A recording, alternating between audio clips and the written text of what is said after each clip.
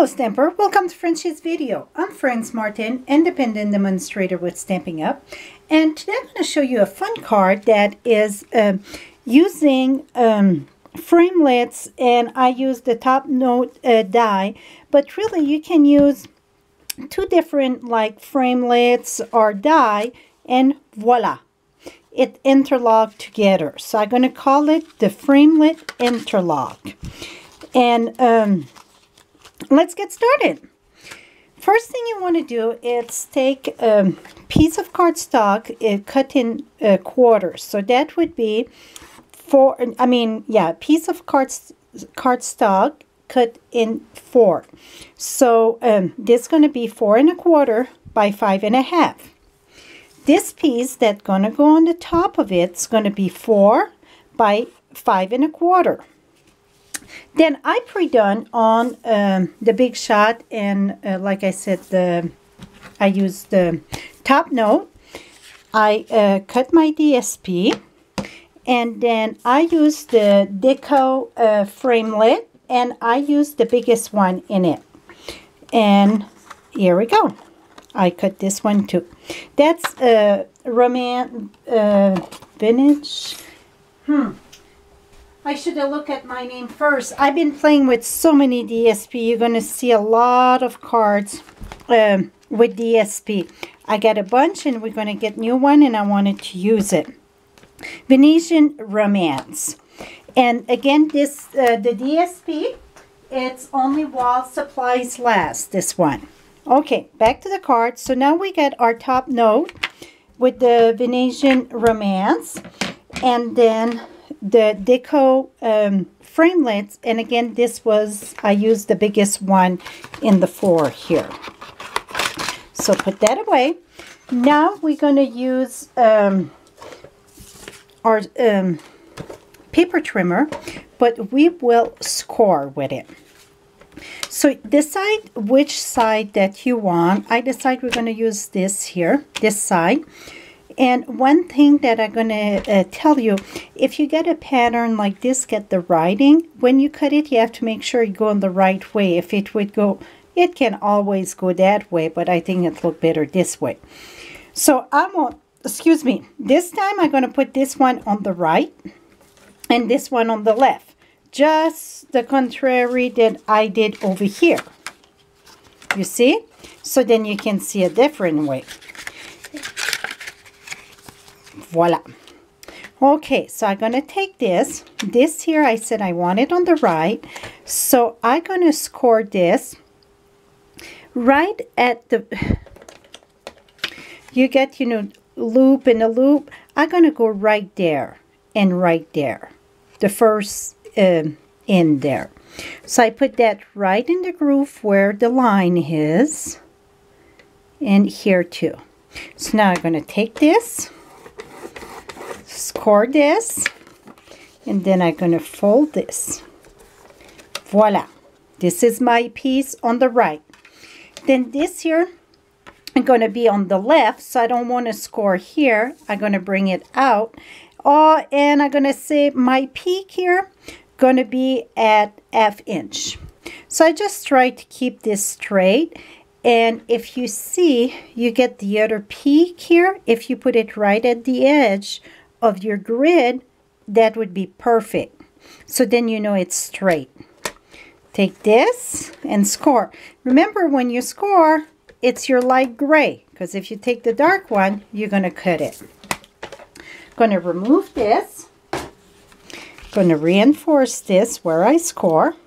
Now we're going to take our piece, the top piece that I say that go on top of the baker brown sugar cardstock. I'm going to take this. This is going to get glued there. So let's take our snail. And you don't want no snail on this part here. So the best thing, really, just thought of that now. Should have thought of that on the other one. So I'm going to take this here. Try to center this as best as I can. Voila. So I just discovered that if you put your glue in the back of this, much easier, because if you put it just on this little tab, a lot of time you get some here, and when you close it, it stays there. If you work on a surface like this, or if you get a paper, let me reach if I got it here, if it's not downstairs. And they all, no, right here, perfect. If you use the silicone mat, that is wonderful. So even if you go there, look, it removed right on. Okay, now we're going to take this one here, and we're going to do the same thing. Well, I don't have to look in the back because it's the top that I want to concentrate on. That looked pretty good here. Very, very good. Okay. Now I'm going to take this, make sure it's pushed all the way. Voila. Now, because we're going to put the other cardstock in the back, I'm going to make sure that I get plenty of glue. This one I want to pop open here. Here we go. Now we're going to take this, come back here, it's stuck over here. Going to put this on top.